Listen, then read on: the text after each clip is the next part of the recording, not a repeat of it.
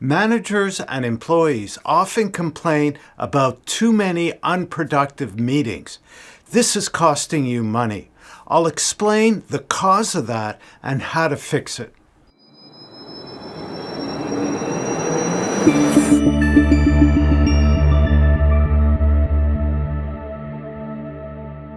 Hello, I'm Stephen Goldberg, bringing you practical tips on leadership, team development, and employee performance. Meetings can be a big drain of time, energy, money if they're not productive. And studies have shown that half of meetings waste people's time. And furthermore, employees and managers spend on average 31 hours a month in meetings, and half of that is unproductive.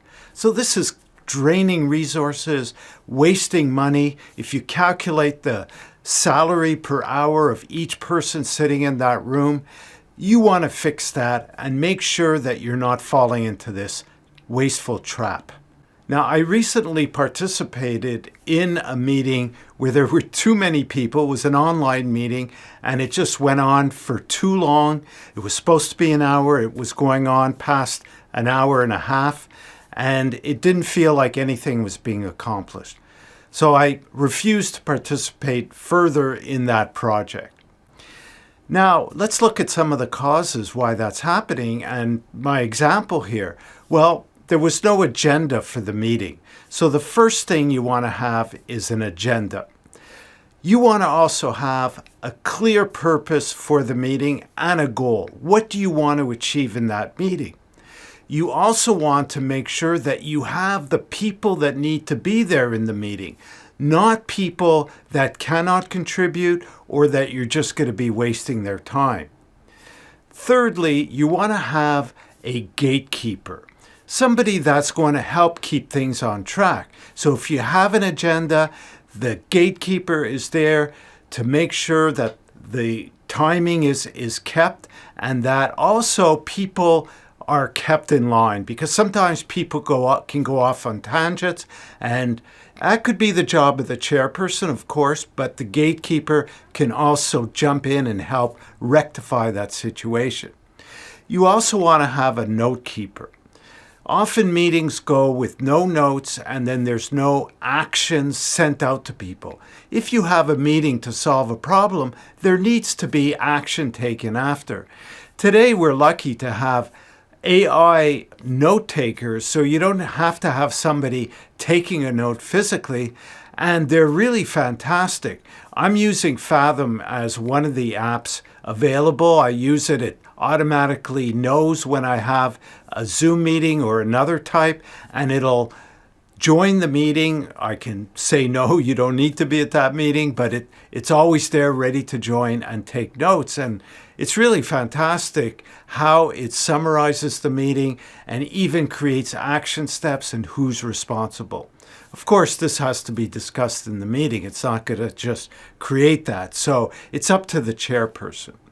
So there's really easy steps to take. I have an agenda template that you could download for free. Just check the description of the video for that link. Now, I did some research for companies that have addressed this issue, and Shopify has taken action to reduce meeting time, eliminate meetings, make sure that the right people are there who need to be there. And according to what I found, they canceled reoccurring meetings. I'm just reading this off my screen. At the start of 2023, Shopify removed all recurring meetings with 3 or more people and reinstated no meeting Wednesdays. I guess they had that before.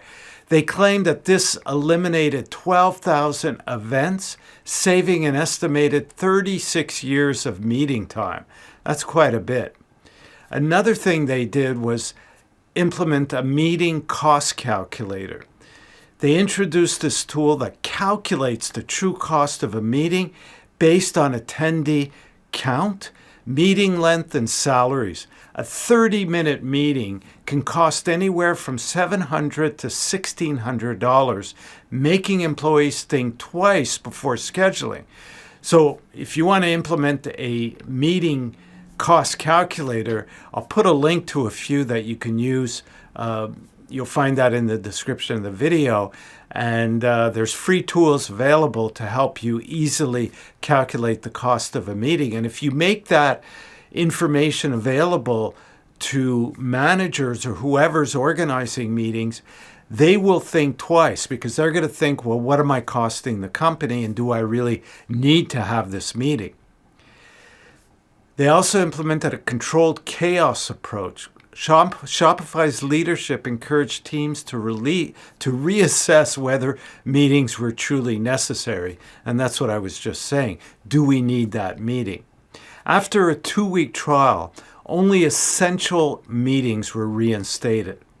So really think twice or 3 times before calling a meeting, and make sure that's the right thing to do to resolve whatever issue. Sometimes it's easier just to sit down with somebody and discuss it and come to a decision. You don't need to bring in a whole group of people. So Shopify is a very successful company. They put into practice lean management, it seems, and that's a good lead to follow. To assess your meeting, ask these 3 questions. Did we achieve our meeting goal? Did the meeting start and end on time?